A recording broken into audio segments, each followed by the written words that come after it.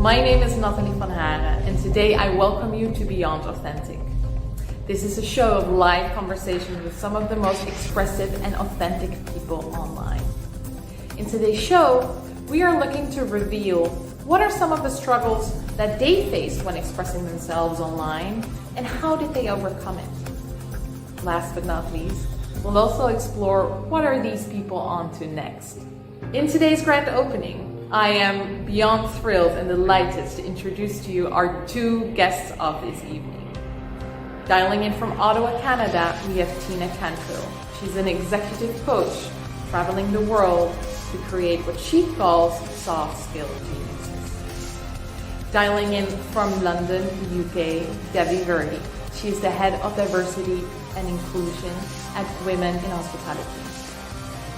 Now, without further ado, let me introduce to you your host of this evening, the founder of Connecting Humans, writer and speaker and coach on human connection, Erik Eklund.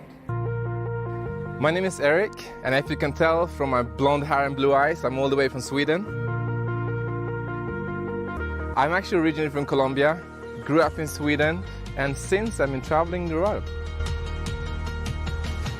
My childhood dream was to become an Air Force pilot. When I graduated, I didn't want to do anything of that at all. I moved instead I wanted to work in luxurious hotels and really with the people, more in terms of quality improvement, loyalty programs, something where I saw that the relationship between people really mattered. But I was never answering that question. Or am I trying to make myself happy? Am I trying to do what I really love doing? And I'm hoping to bring on as many people as possible here so that we can all come together, build amazing relationships, and contribute to making this world a better place so that we can live in this fantastic environment around us that we could be living. We can surround ourselves with people who care and support us and lift one another up. We are living a life that we are proud of, and we are feeling good in our own skin. Hello! Yes!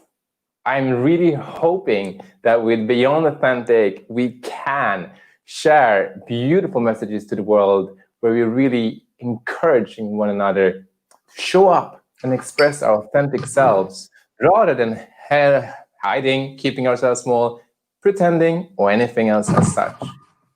As you have seen and known, I do have two fantastic guests with me today in the grand opening of Beyond Authentic. Natalie is with me as well. She's taking care of all your comments, thoughts, and ideas that you can chat in with us right now.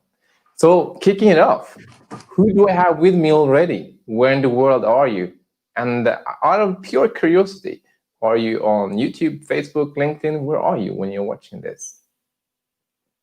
The first guest, let me put it this way.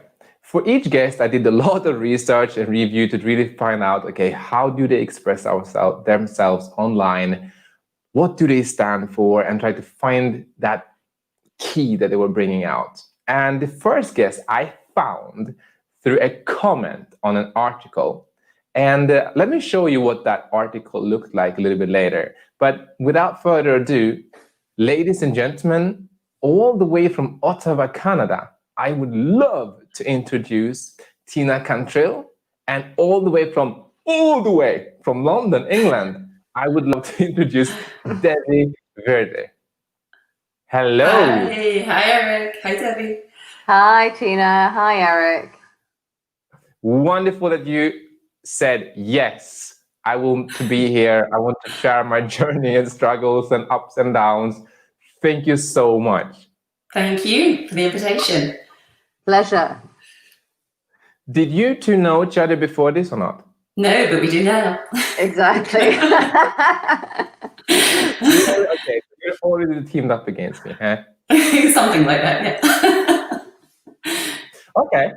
You know, ladies, I would love to bring on and start this show right away with going into how I found you and why I thought you were some of the most expressive people in that authentic way online, that it's not that many to find, if I'm brutally honest there.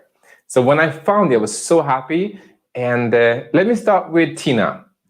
I already spilled that little nugget before, but do you remember this article? Very well. Very well. Well, I mean, you didn't read the article. Did you read the article or did you just read the post? No, I read the article. Yeah. Ah, okay. So the article in itself, like I saw it on my own in my own feed, and I thought, okay, that's a kind of brilliant way of seeing it. But then I saw this comment, Tina Cantrill, 554 likes on a comment, so I couldn't keep myself from reading. What do you remember what you say? What a load of what was the rest of it? Utter crap, I think I said, actually. I think I said, what a load of utter crap. I saw this article and it made me quite angry, actually. And when you look at the kinds of messages that we feed, it's not just young women, it's young people, but this was targeted to young women. But when we look at the messages that we feed our kids nowadays, we just bring them into this world of be pretty, be really smart, be pleasing everybody else all the time. And I couldn't hold back. So yeah, I put a fairly from the heart comment on there and didn't expect the response I got at all, but the response was overwhelming, actually. But this example is something I myself just share with people, that express yourself. When you do express yourself, you start attracting the people that share your values, but might not be daring to express themselves as you did right there. But isn't that way of letting people know who you are and also connecting with the ones that you would love to connect with? Absolutely. And I think it's very easy to see something like that and say nothing. It's so much easier and just sit back and think, well, somebody else will say something. But it's that kind of approach, thinking that somebody else will say something, that never changes anything. That's how we end up in the same place all the time. So if we all do a little bit, if we all speak up, and if we all do that one thing that we're afraid to do, then that's how big change happens. It starts a sort of tsunami of change. Absolutely. I love that expression, actually. You know, Tina, tsunami of change. That's a fantastic expression. Thank you. And talking about that tsunami, because you had me at tsun right there, so I had to see what's the rest of the nami, right? So I went over to your profile and I read your summary, and it read a little bit like this, but you had me at, I won't fill you with the theoretical, niceties. They may sound clever, but theory isn't what moves people. I coach and teach you to lead from a place of realness. I even love how you said, be prepared to rethink your leadership potential.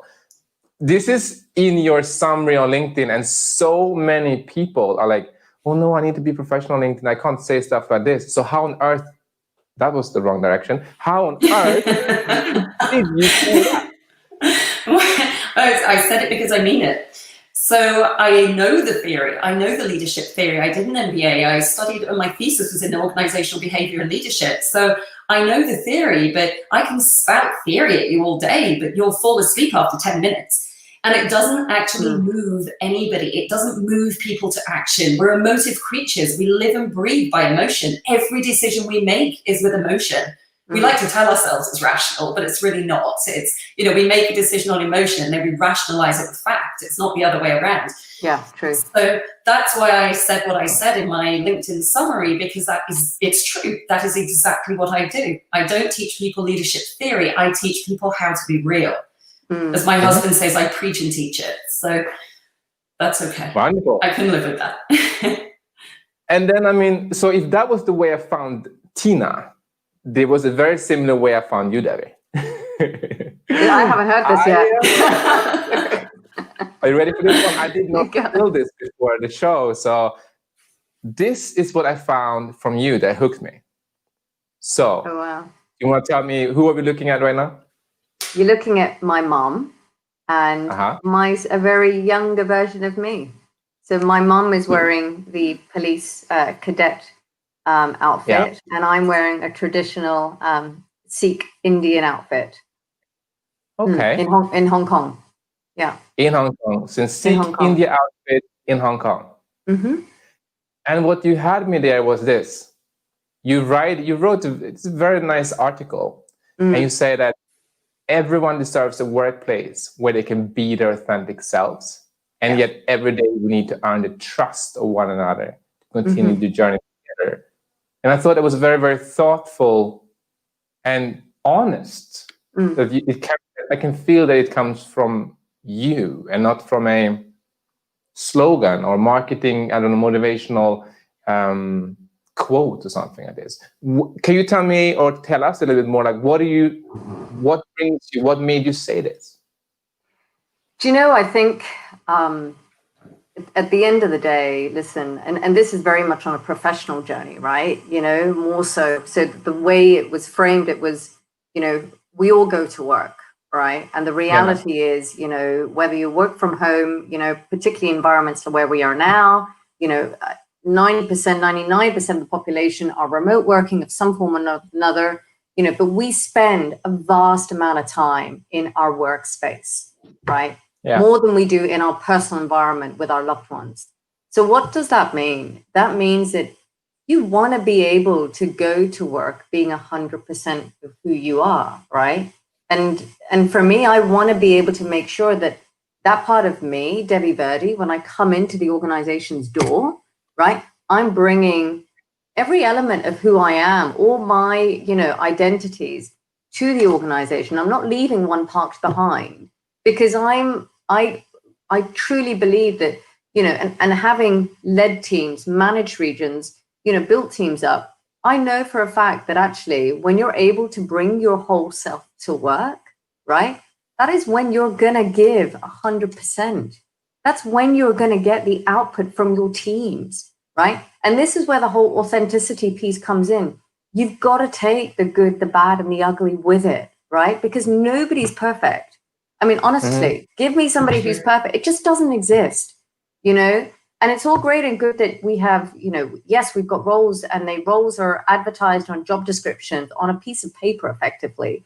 And you're trying to fill people basically on a paper, right? You're going to go, you need all these qualifications and these skill sets, and this is what I want.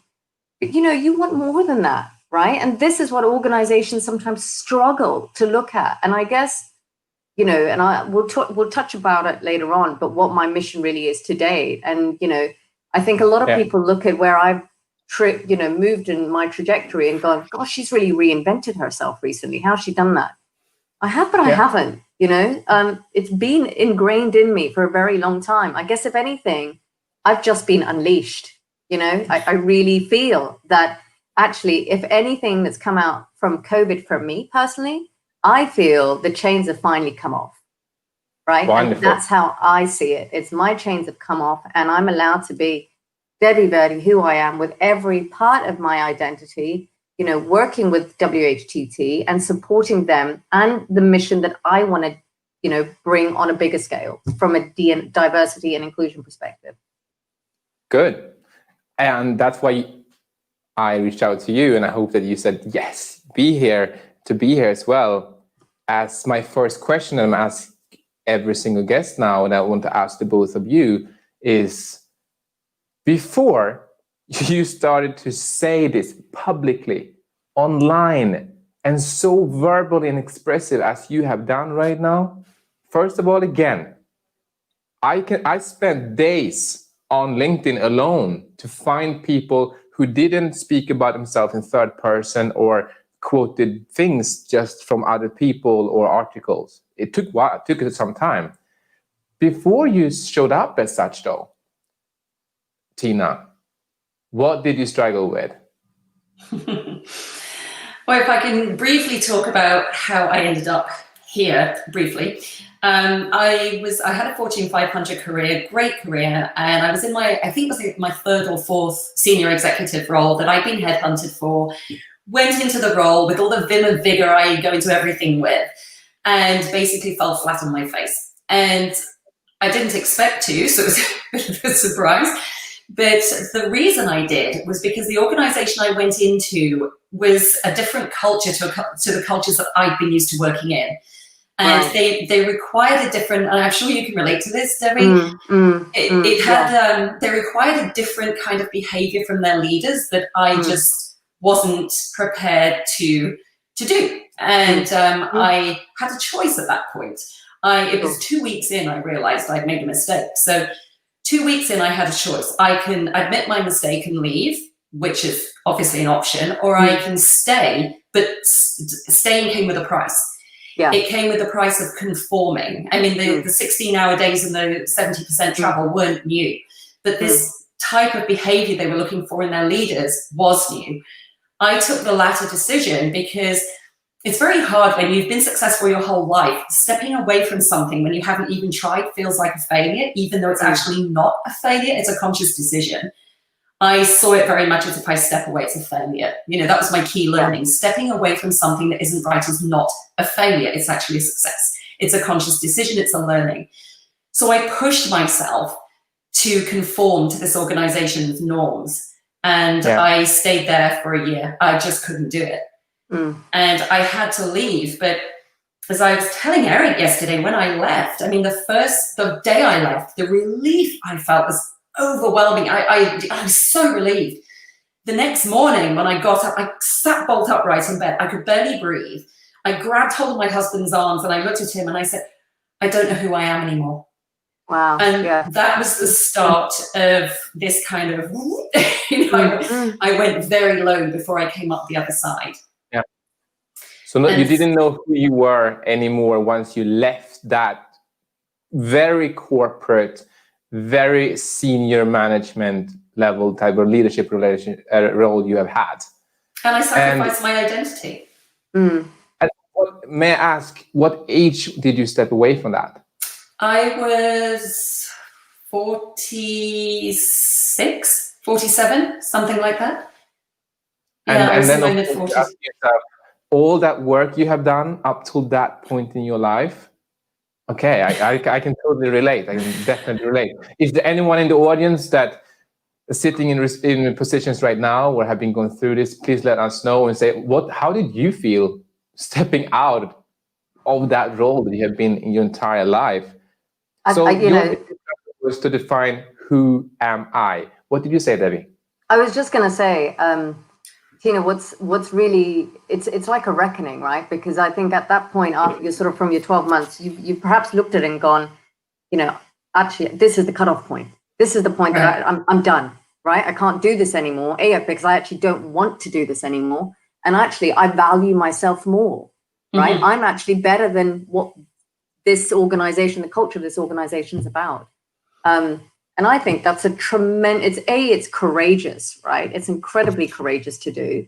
But there's for me, it's a huge piece of actually recognizing that, and this is fundamentally, I think, in society, it's quite systemic. We brand ourselves based on our roles, right? Oh, very much. Who we are, Oh, yes, this is Devi Virdi. She's head of D&I for WHG. Yeah, that's great. That's what I do. That's my passion. It's my purpose. But I'm a lot more than that, right? Yes. It doesn't. And I guess I went through a stage whereby I actually changed my LinkedIn title because I was like, why do people put their titles on? Because if it's like, I get LinkedIn as a professional environment. I get that it's very sort of, the way it's sort of configured. But actually, and I love how you've written who you are, what you do, both of you, Eric and Tina. But it's so easy to fall into the trap of just sometimes sticking a title on and going, oh, but that's who I am, right? And when you leave something where you're in such a, you're in senior leadership role and you're looking after teams or managing regions, you come away, you do feel, my God, I've lost my identity. Absolutely right? How I felt, Debbie. That's absolutely. I attached my identity so much to my job, but then I kind of given up my personal identity to try and become this person I wasn't. And I just felt so empty because I walked away from this 23-year career and I'd walked away from my own identity. So that morning when I think I was having a panic attack, actually, that morning when I woke up and kind of gripped my husband's arms, and he had to peel my fingers, off his arms. And he said, I don't know how to help you. And to be honest, at that point, neither did I. And then it was a year and a half of self-discovery and finding out who I really was and rebuilding myself from the ground up. Would I change that now, to be honest? No, I wouldn't, because what I'm doing now is because I had that pretty horrific experience, but because of what I did and because of what I went through has made me so much better at what I do now. And I'm very clear on who I am now. You know, I know what I do professionally, but I'm also a mom. I'm a martial artist. I'm a dog person. All these things that I love to do. And sometimes, often when I'm speaking to clients or say audiences in general, and they raise their hand and say, yeah, but Eric, I do more than one thing. I go, but that's brilliant. This is why you should be expressing all those things, or choose a number of things that you'd like to express. That's what makes you you, and not just say another, using the word just, but not just another coach, not just another manager, not just another business owner, because you're coming from this background. But Devi, so if who am I was that big struggle of Tina, what was your big struggle when you began really stepping out of your regular path? I think it's more of, Eric, it's coming out of your comfort zone, right? For me, it was definitely coming out of my comfort zone. I mean, I've been in the hospitality travel tech space, in fact, for over 20 years now. And I started off, I'm not giving a CV drip here, but, it's for me, it's sort of, I've been running teams, building teams. And actually, I got to the point where just shy of 8 years ago, some of the facets of what I was doing, I brought in some D&I initiatives into it. For me, it was about having a voice. More than anything, it was about having a voice. And I think when I took that moment to write that article, so the one that you've just shared, I got to the point where, okay, listen, there's been enough going on around the world. I get it. But I just thought, if I don't do this now, when am I going to do it?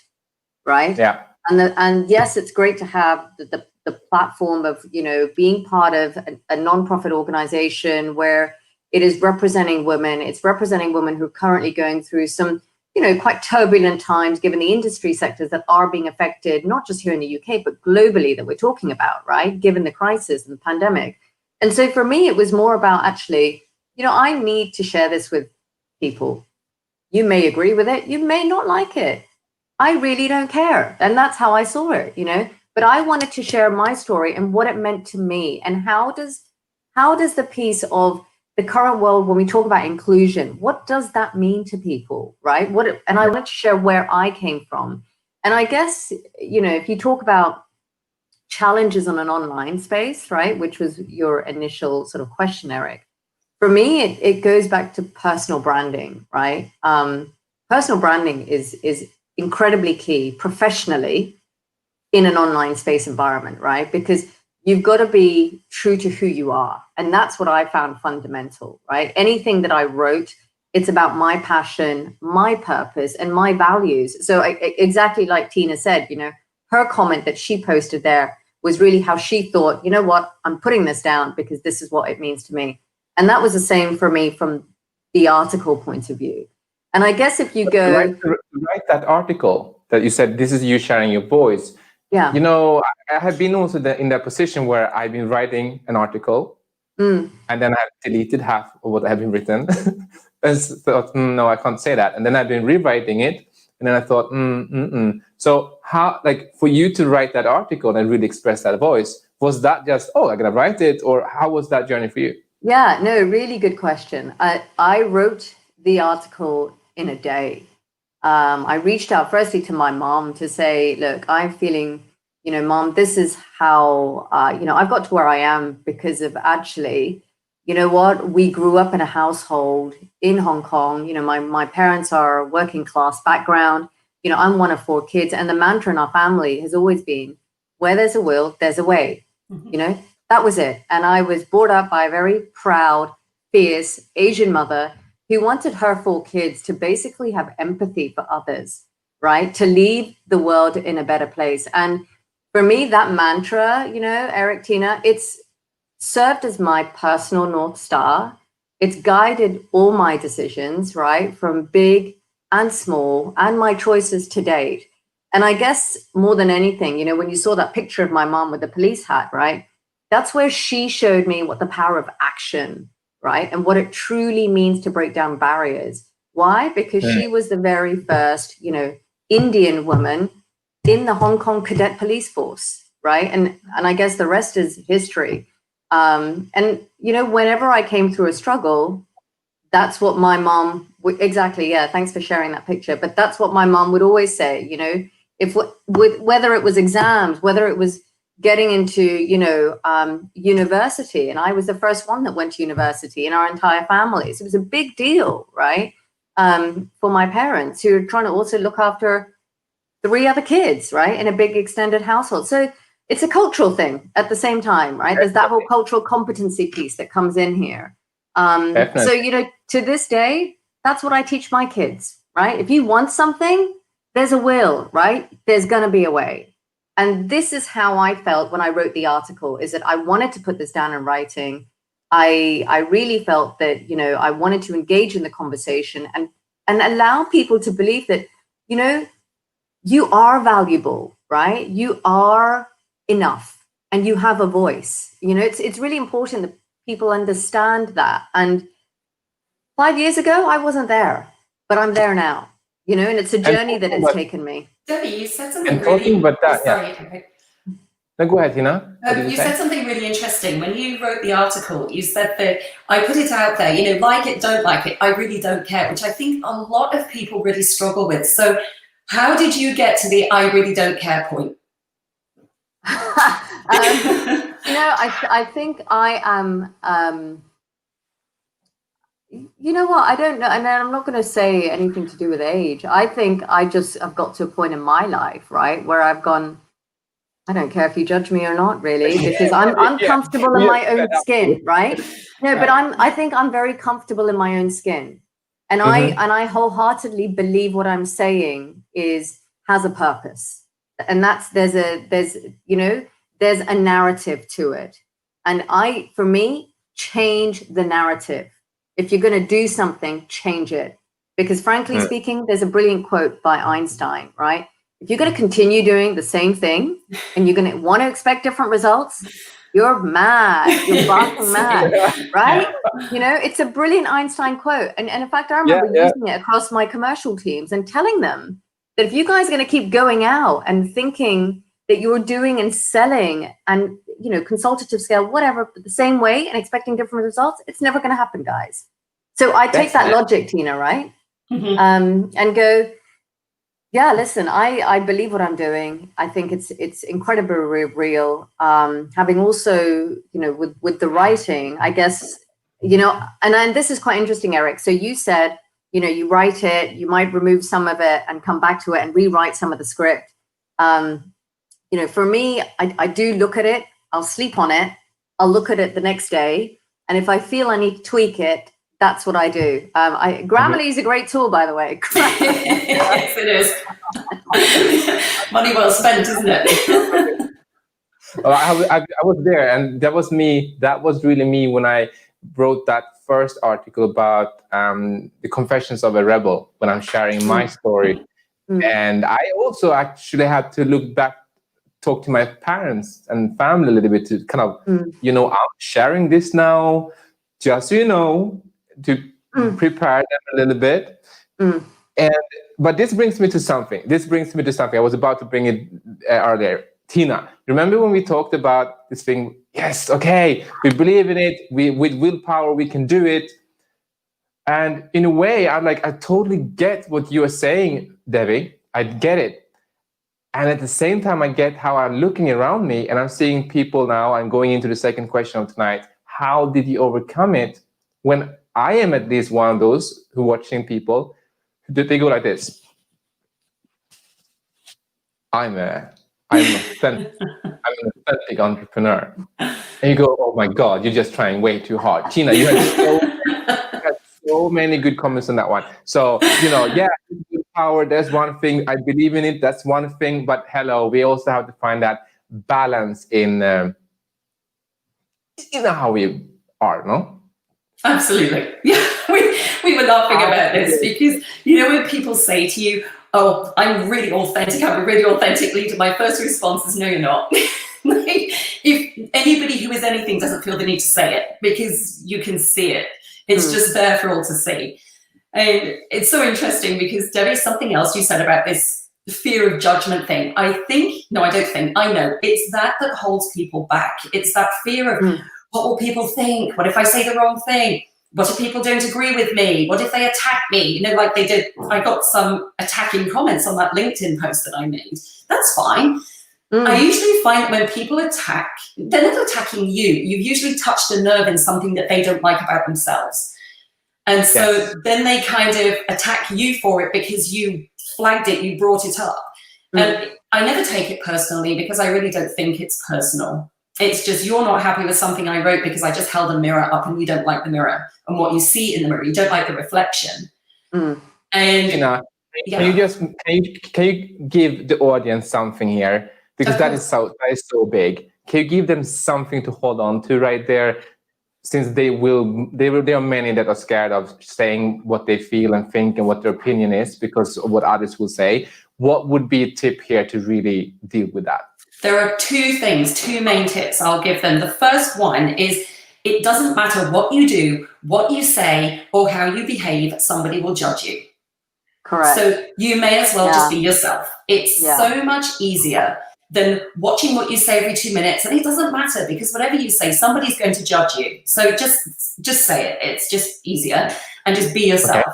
The second tip, and this is the one that I really learned from my whole experience, was that I was sitting waiting to feel confident. I wanted this confidence to come so that, you know, tomorrow when I feel more confident, I'll be able to say that. And then one day I realized that actually confidence comes from action and action comes from courage. So I worked it back, and courage has to come first. You have to be brave before you feel brave. So I would say those two things, stop worrying about people judging you because they'll do it anyway. And the second thing is be courageous before you can ever expect to be confident. Once you're brave, the confidence just comes. Bang on. Yeah, I love it, Tina. I absolutely love it. And you know what? You know what's the worst that could happen when you ask somebody something? What is honestly the worst? They're going to say no. Move on. Next, right? You know, and that's where that whole courageous, that bravery piece comes in. Love it. I love that I just love how you both just brought this thing up. I don't know how often I'm being asked, but Eric, okay, can you give me some tools? Can you give me some insights? I want to build my confidence. I want to feel more confident in myself. Or I am feeling very confident, right? I just want to, I want to be more courageous. And I'm looking at it and feeling confidence really comes from facing those moments in our lives when there's a hurdle. It's not when you're on a slide down the slippery slope and feeling jolly because this is an Aperol on a Friday afternoon and everything is smooth. And I'm just happy that you both mentioned this, that force showing up right now. If anyone who's watching this, are feeling, I don't really want to, I don't know if I can or should, well, look inward to yourself and just ask yourself, is there something that you have to say that you would love to say right now? Follow Devi's, everything is mirrored here. Follow Devi's advice, right? Do it because you have something to say. But okay, so that was one tip. Was it 2 tips there? Did I miss the second? So, yeah, it was 2. So the first one was just say whatever you've got to say because somebody will judge you. And the second one is stop waiting to be confident because courage comes first. So just take action. Just start moving. Wonderful. Nivi has a comment here. She even said we're asked what's the best that can happen? Shifting it towards the positive. That's a great point. Yeah, really good question, right? And what's the best that can happen is actually whatever the question you're asking somebody's ready to reach out and help.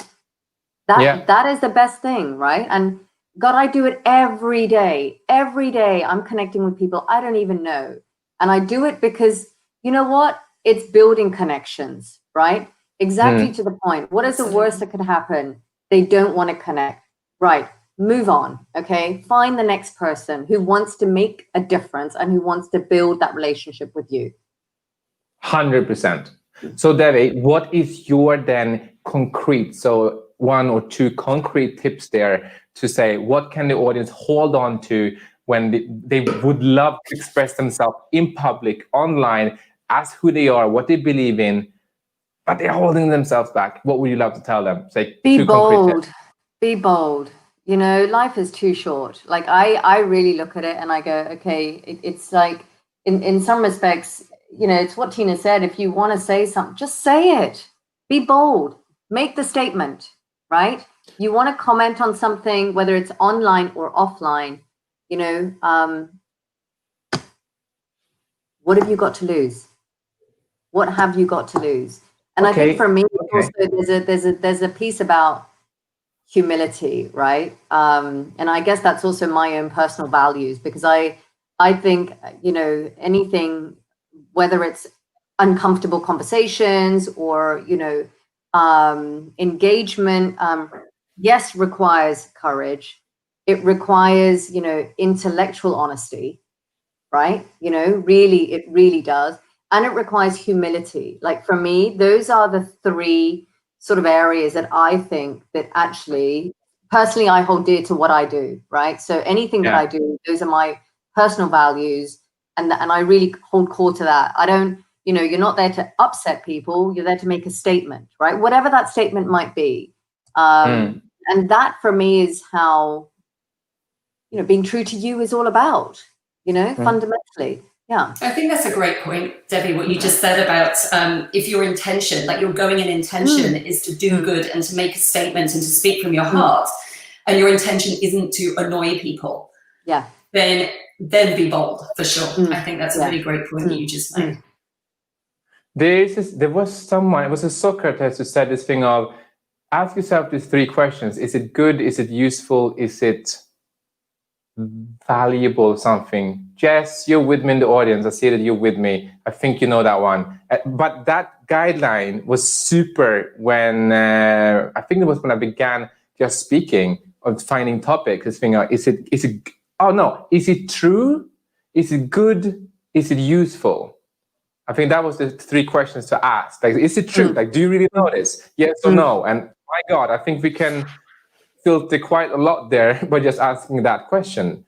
Is it useful? Like, is it really useful for you to know right now? And or do you feel that it's useful? Then share it, right? Is it goodwill? You know, is it there to harm or is it there to serve a goodwill? If it's there to serve good, then do we have anything to lose by speaking up if those three, say, elements are actually being answered yes? We have nothing to lose. If you look at all the people that have changed the world, if you look at leaders that have really changed the world, they're the ones that didn't hold back. They really spoke from their heart and they said whatever was on their minds. Yeah. And it's those people that make the change. So we have seen now that we have all struggled to in that beginning first step as starting to walk as a baby, to show up our authentic selves online, especially when we're coming from big and very corporate and very executive roles. We're coming also from corporates when we cannot bring our authentic selves. We've heard that right now from both of you. We've heard the tips as well from the both of you. And I know that, I'm just going to come into here. I know that you, Devi, with WHTT, you're offering also for people, and I would say this, for people who would like to feel more courageous and step up in their life and step forward, surround yourself with the people that can help you do so and really supports you. And I know that this conference is something that you will be part of. You want to just tell us what this is? Yeah, sure. So Women in Hospitality Travel Tech, you know, very briefly, but given obviously, and I mentioned this earlier on, but given the current pandemic, obviously, that we're in, we're currently supporting and enabling, you know, professional women across all backgrounds, as well as underrepresented groups through education, through mentorship and career development programs. Now, this particular conference starts next week. I'm actually a speaker on the diversity in leadership, and Women in Hospitality Travel Tech have got reduced priced entry tickets. So if any of the audience are interested, please go on to WHTT, onto the website. You can become a member. There's no cost to the membership. And what you get is you also get mentorship. We've launched a match and mentor for those looking for work. particularly during this time. So to actually collaborate with some of the travel tech people in the industry across different, regions and markets to make sure that we can bring the right skill sets together. But I'm really looking forward to actually, having a platform and sharing what diversity actually means in travel tech. And for me, it's the wider piece, and I guess if you're asking Eric what my mission is, I'm on a mission to make sure that inclusion and diversity, right, it's taken seriously and it's done properly, because it's too powerful to ignore, right? It's too compelling to just treat as a tick box exercise, or it's too expensive to be implemented poorly. And that's how I see it. It's definitely too expensive to be implemented poorly. I will quote you on that one afterwards. It's a brilliant one. It's a brilliant one. And I mean, yes, you're making sure that is your mission. I think it's a wonderful mission, and I support it 100%. Anybody who would like to get involved, and also in corporate managers who are, unfortunately, I want to say it, that even me, I'm receiving messages and I can sense when I'm being invited to something because I'm Black, not because of what I have to say. So they're like, yeah, okay, I'm gonna run that wave, I will do it, but I would love people to start seeing diversity as more, and diversity and inclusion as more as a tick box, and really care for what it means and what it brings to the life of the people. Yeah. And Tina, you have your own executive coaching, leadership development, and organizational culture trainings that you're offering. Do you want to just give us a little intro to how can we get in touch with you for anybody who has been just loving what you say? Sure. So anyone can contact me at www.tinacantrill.com, and you can find me on LinkedIn as well, Tina Cantrill, so fairly easy to find. So from all this experience that I've had in the past, it's more than a mission. It's kind of it's this overwhelming, I have to do this before I die kind of feeling. That my simple purpose is to make organizations better places to work. And I know that sounds painfully simple, but I do it in 3 ways. I coach executives and really help them to take a people-centric view of their organizations. One thing that I've certainly learned as an executive, it's your skills and your smarts that get you there. It is not your skills and your smarts that keep you there. So you have to kind of make that shift from it's all about me to it's all about them. And so I really coach executives to make that shift and to become what I call soft skill geniuses. And I teach mid-level leaders how to do that, how to become really confident, vulnerably confident, soft skill geniuses. And Devi, I 100% agree with your humility comment. So it's something that I teach people how to say, please, thank you, well done, and sorry. Some really fundamental but really important things that get forgotten. And the third way I do it is I work with organizations to help create cultures that allow this people-centric perspective to happen. Because you can have fantastic leaders, but if your culture doesn't allow for that kind of leadership, as was my experience, then you get this where good people can't perform well. And so I come at this from a 3-pronged attack. So for the audience today, Eric, I'm actually offering a really amazing rate, and I can't believe I did this, but I did, a really amazing rate in one of my favorite programs. It's called the Confidence Boost Intensive. It's a 10-week program for leaders and executives where we start where you are and meet you where you're at. It's 10 weeks of coaching where you will emerge from that way more confident than you went in, and you'll be very, very taken aback by the results. It's quite remarkable. What's it called? The Confidence Boost Intensive. All right. And it's on that website, right? It is, so absolutely, yeah. I'm just going to take it up there. Here's the website for Tina to find that as well. Wonderful. Thank you so much, Tina. And I when I talked to you prior to today, I really said this thing of I really would love to not only have this conversation of boost and inspiration, but also offer to the people out there to say, hey, there's actionable steps to be able to be taken after being listening to these fantastic ladies here today. Your thoughts are brilliant. And I would just love to ask now, do you have a question to the audience, to me or to one another that you brought with you on your journey of bringing your most authentic self? I do. I get it. I'll target this to Devi because I'm just curious to hear your answer. But what was that one moment? So I wrote this down so I didn't forget it. That epiphany when you knew that you weren't fully being true to who you are.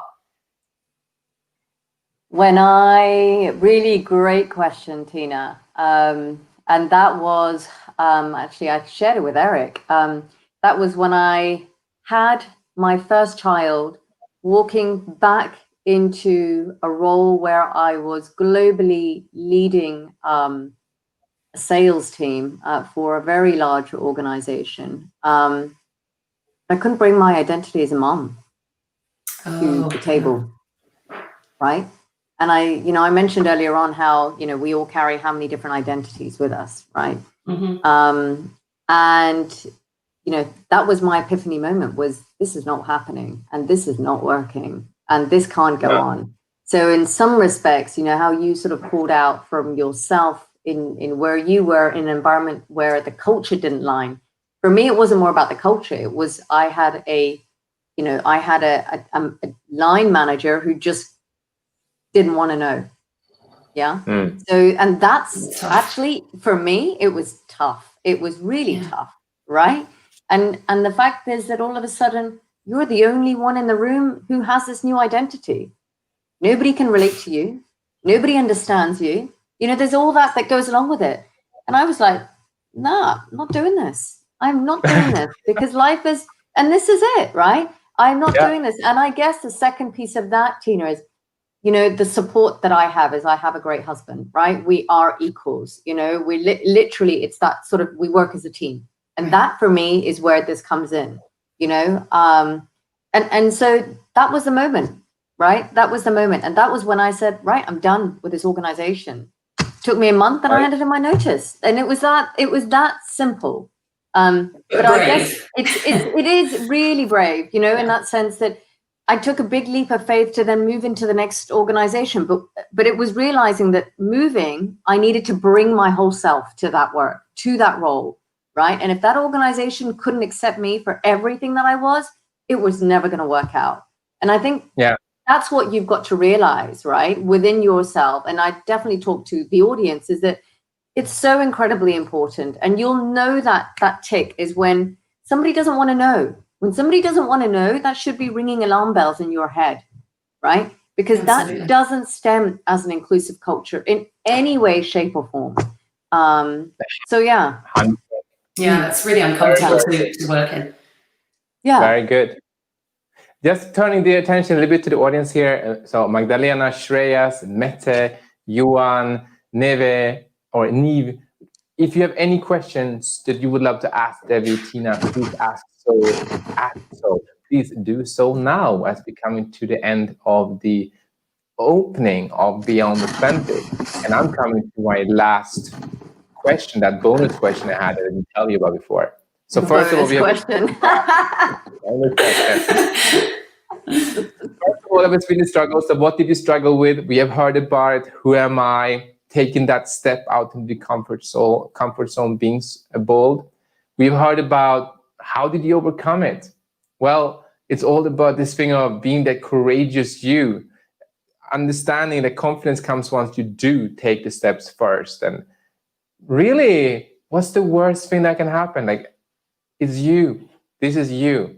Do it. And I think we all know all the benefits that this comes with already when we are being ourselves and stepping out there.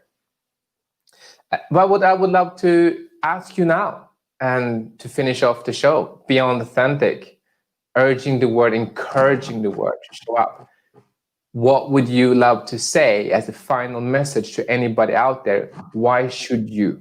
Why should you? Although you might be in a comfortable position, being in another company, hiding behind another name, etc., etc. Why should someone invest time, money, energy right now in clarifying who they are and expressing themselves? Let's start with Devi.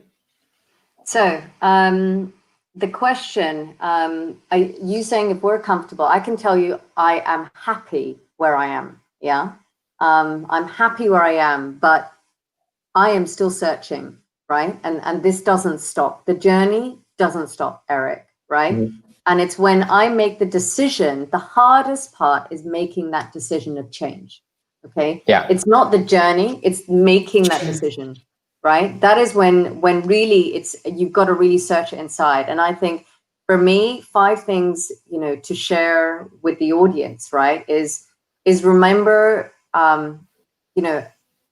you are capable, right? You may not realize it. You truly are capable, right? Whoever is on listening in, you have a voice, okay? Yeah. Every one of us has a voice. You are seen. You may not realize it, but there are people always watching. Whatever you're doing on social media, it's not necessarily having to be on LinkedIn. You could be on Instagram, you could be on Facebook, whatever social media platform you're using, right? You're enough and you're valuable. These are 5 things. And you know what? What's wrong with being confident? Nothing at all. Nothing, right? Wonderful. Nothing. The 5 key points. So Okay. for me, I think, I think those are my sort of, key takeaways for anybody listening.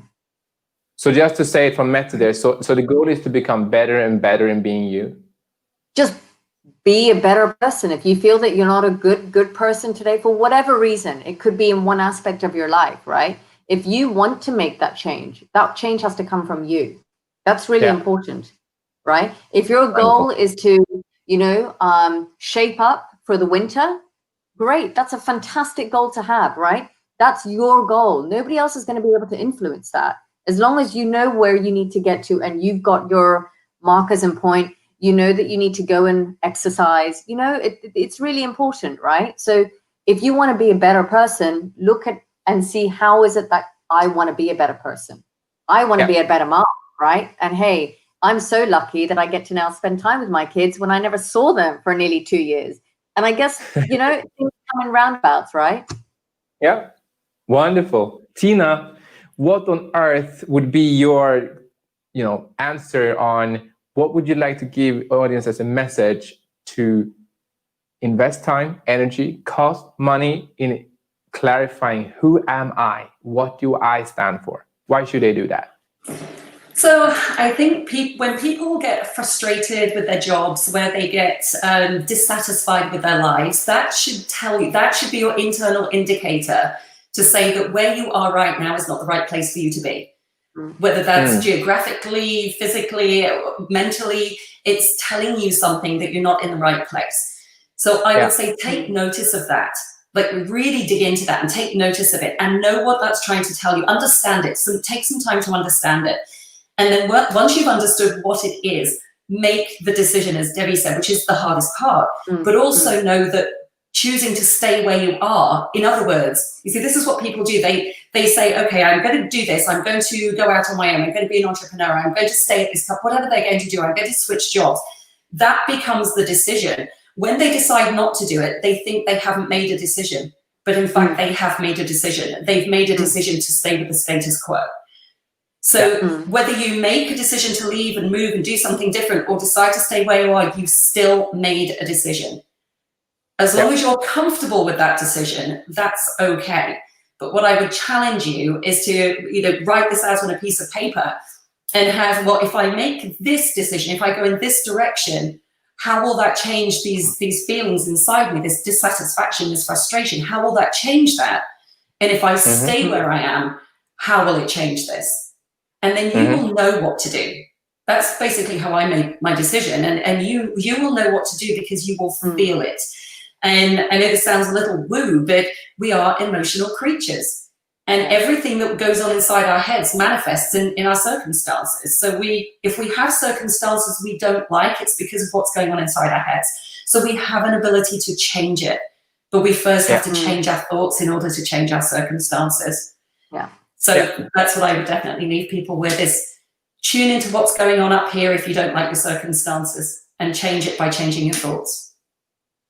And I would even add on to that one, you just span it off there, the thing of, well, the world is changing and we are living it very, very much right now.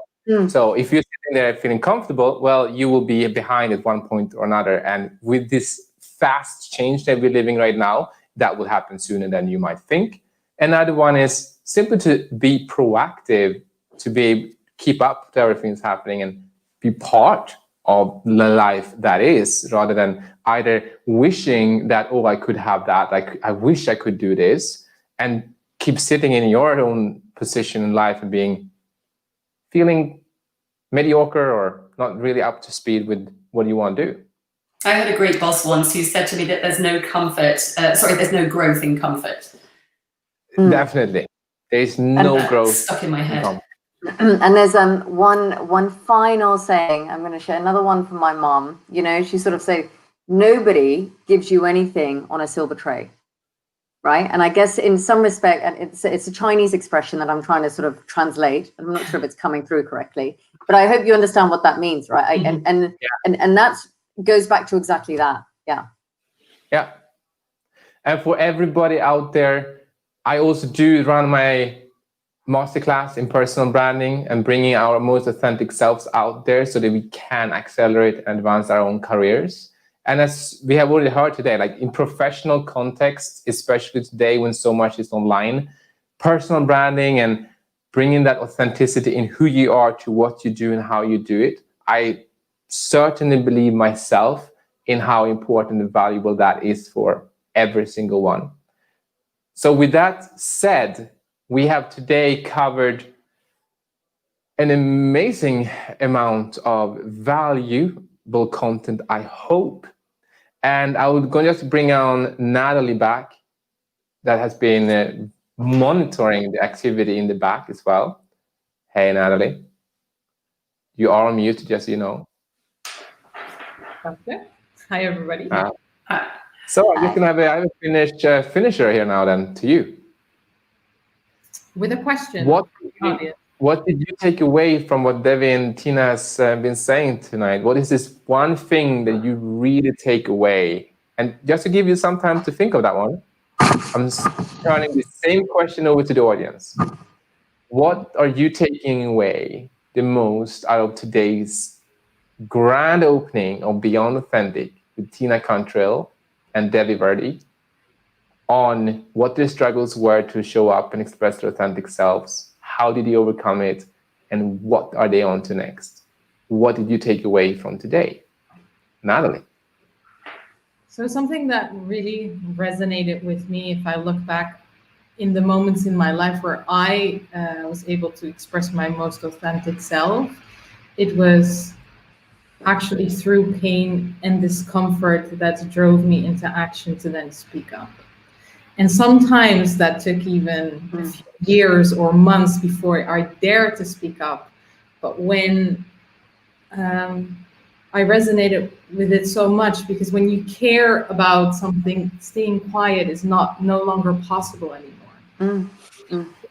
And what I'm also hearing from what you guys are sharing is that it's a process. It doesn't come from one day to the next and you push the button, and that you are actually inviting people to continue their own process and their own journey as they are exploring what it is that they care about the most. So thank you so much for sharing your insights.